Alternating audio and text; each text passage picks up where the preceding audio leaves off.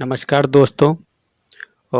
यह भगवान नाम जप अनुष्ठान से दिव्य शक्ति जागृत करे उसका वीडियो नंबर भाग 2 है। इसके पहले हम एक वीडियो और बना चुके हैं, जिसे अगर आपने नहीं देखा हो तो आप हमारी वीडियो की प्लेलिस्ट में जाए और उसे भी देख लें।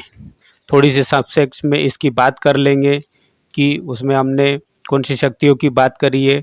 तो उसमें हमने 8 शक्तियों की बात करी है, जो थोड़ी सी इस प्रकार है, आप जान लें। संपदा शक्ति नंबर 1, नंबर 2 भुवनापति शक्ति, नंबर 3 सर्व विद्या और नाशिनी शक्ति, चौथी शक्ति सर्व दुखारिणी शक्ति, 5वीं शक्ति कलिकाल भुजंग नाशिनी शक्ति, छठी शक्ति नारकोद्धारिणी शक्ति, और 7वीं शक्ति है दुखद प्रारब्ध विनाशिनी शक्ति, और 8वीं शक्ति कर्म संपुदारिणी शक्ति। इन 8 शक्तियों के बारे में हमने उस पहले वाले वीडियो में संपूर्ण से चर्चा की गई है। तो आपने वो वीडियो नहीं देखा तो आप पहले उस वीडियो को जाके देखें और इसे भी देखें आप। अब इसके आगे हम चलते हैं तो नवी जो शक्ति है वह सर्ववेद तीर्थाधिक फलदायिनी शक्ति। जो एक वेद पढ़ता है वह पुण्यात्मा माना जाता है, परंतु उसके सामने यदि द्विवेदी या त्रिवेदी आ जाता है तो वह उठकर खड़ा हो जाता है, और यदि चतुर्वेदी आ जाए तो त्रिवेदी भी उसके आगे नतमस्तक हो जाता है, क्योंकि वह 4 वेद का ज्ञाता है। परंतु जो गुरु मंत्र जपता है उसे 4 वेद पढ़ने का और सर्व तीर्थ का फल मिल जाता है।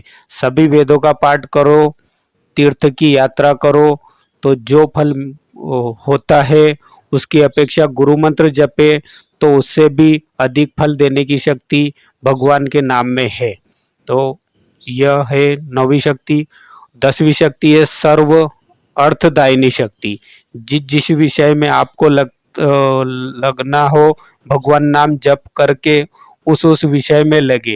यानी हमें कोई काम शुरू करना हो तो सबसे पहले हम परमात्मा को याद करें, और उस विषय में आपकी गति मति को अंतरात्मा प्रेरणा प्रदान करेगा। यानी आपको वह समझ नहीं आ रहा है तो मंत्र से हम उस में गति कर सकते हैं, या हमें हमारे मन के अंदर से वह जानकारी मिल जाएगी कि हम उसमें मिल जाएगी, आपको उसके रस और फल मिलेगा।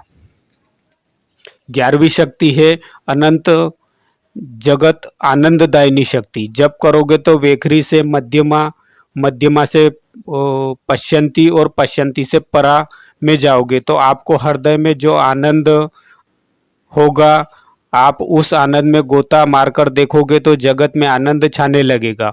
उसमें गोता मारकर बोलोगे तो लोग आनंदित होने लगेंगे, और आपके शरीर से भी आनंद के परमाणु निकलने लगेंगे।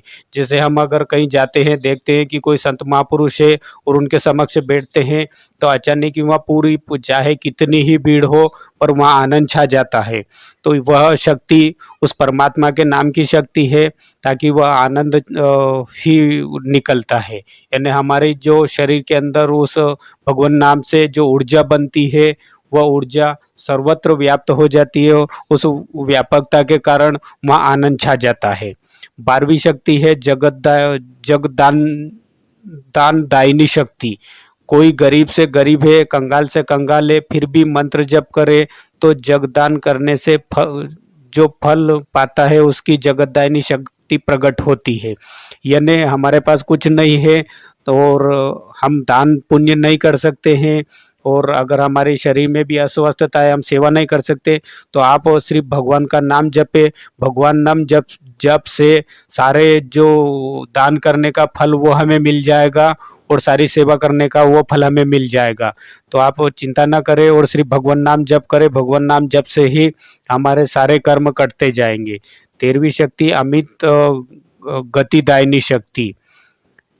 दायिनी शक्ति, कोई मर गया हो, उसकी अवगति हो रही है, यानी कोई हमारे सामने मर गया और उसकी कुटुंबी भजनानंदी है, यानी उसके परिवार में कोई जो भजन करता है, जप करता है अथवा उसके जो गुरु है वे चाहे तो उसकी सदगति कर सकते हैं। नाम जप वाले में इतनी शक्ति होती है कि नरक में जाने वाले जीव को नरक से बचाकर वह स्वर्ग को भेज सकता है। वह संकल्प करे कि इसके पाप क्षीण हो जाए, इसे इसका उद्धार हो जाए, तो वह उसके अंदर वह शक्ति होती है नाम जापक में, तो उसका उद्धार हो जाता है। तो यह शक्ति है दायनी शक्ति, मुक्ति प्रदायनी शक्ति। चौथे नंबर की है मुक्ति, यानी सामीप्य मुक्ति, सारूप्य मुक्ति, सायुज्य मुक्ति, सालोक्य मुक्ति। इन चारों मुक्तियों में से जितनी तुम्हारी यात्रा है वह मुक्ति आपके लिए खास आरक्षित हो जाएगी। ऐसी शक्ति है मंत्र जप में। यानी हम जितना जप करेंगे, जितना ज्यादा जप करेंगे, उस हिसाब से हमारी जो जितनी गति होगी, यानी जहाँ तक हम पहुँचेंगे उस हिसाब से हमें चारों मुक्तियों में से हमारी मुक्ति वह आरक्षित हो जाएगी। 15वीं मुक्ति है भगवत प्रतिदायनी शक्ति। आप जप करते जाओ, भगवान के प्रति बनेगी बनेगी और बनेगी, और जहाँ प्रति बनेगी वहाँ मन लगेगा, और जहाँ मन लगेगा वहाँ आसानी से साधन होने लगेगा। कई लोग कहते हैं कि ध्यान में मन नहीं लगता है, मन नहीं लगता है क्योंकि भगवान में प्रति नहीं है। फिर भी जप करते जाओ तो पाप करते जाएंगे और आपकी प्रति बढ़ती जाएगी।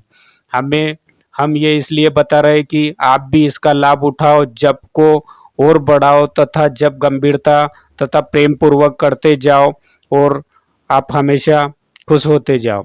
तो यह हमने आज 8वीं शक्ति से 9वीं शक्ति यानी 5-6 शक्तियों के बारे में जाना। तो आप अपनी साधना में गति करें, बढ़ाएं और जितना ज़्यादा हो भगवान का नाम जप करें।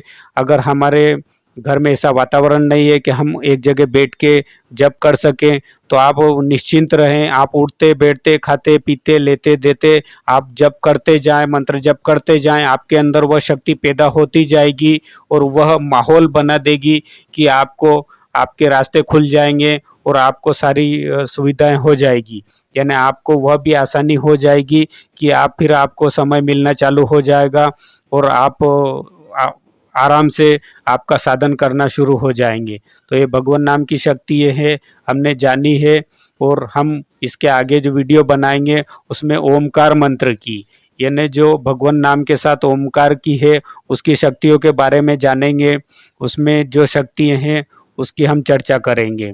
तो साथियों, यह आज की इन शक्तियों के बारे में इतना ही।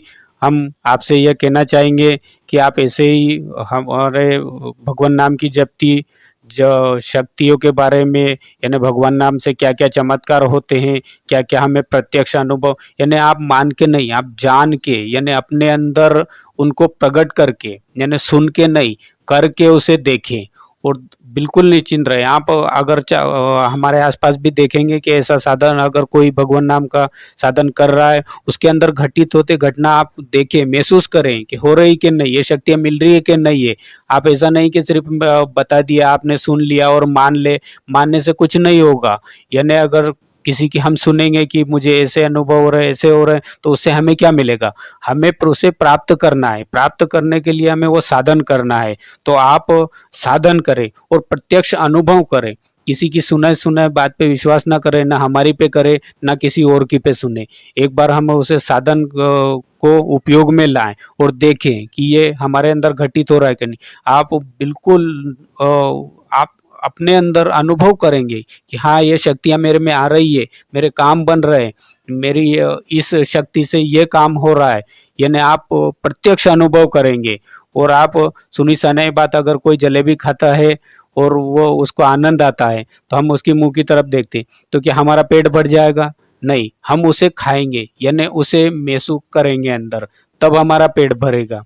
तो इसी प्रकार आप ये साधना करें और साधना करके प्रत्यक्ष अनुभव करें, और अनुभव करने के बाद उसे देखें, उसका रिजल्ट देखें, तो आपके अंदर ही वो शक्ति आपको दिखना चालू हो जाएगी। यानी दूसरे में हम देखें, दूसरे में हमें जो साधना करता है उसमें भी दिखेगी और हमारे अंदर भी वो दिखेगी। तो बस आज के वीडियो में इतना ही, और आगे भी हम में चर्चा करते रहेंगे। तो दोस्तों, आप हमारे इस वीडियो को लाइक करें और सब्सक्राइब करें ऐसी शक्तियों के बारे में। अगर आपका कोई प्रश्न है साधना संबंधी या कोई आपको समझ नहीं आ रहा है तो हमारे डिस्क्रिप्शन में हमने व्हाट्सएप नंबर दिया है, उस व्हाट्सएप नंबर पे आप मैसेज करें। आपको साधना संबंधी कोई भी अगर जानकारी चाहिए तो हम उसे निश्चिंत आपको जो ईश्वर की प्रेरणा से होगा वो सही जानकारी आपको देंगे। और आप सिर्फ करके देखें, यानी विश्वास नहीं करें, अपने अंदर घटा के देखें। और आजकल बहुत फ्रॉड चल रहा है तो उन फ्रॉड लोगों से बचें और आप खुद करके अनुभव करके और उन शक्तियों को जागृत करें। और इस संसार में दैविक और दैहिक यानी इस संसार की और ऊपर यानी आगे जाने वाले हम उसकी दैविक शक्तियों को जागृत करें और हमेशा खुश रहे। नमस्कार, जय श्री राम।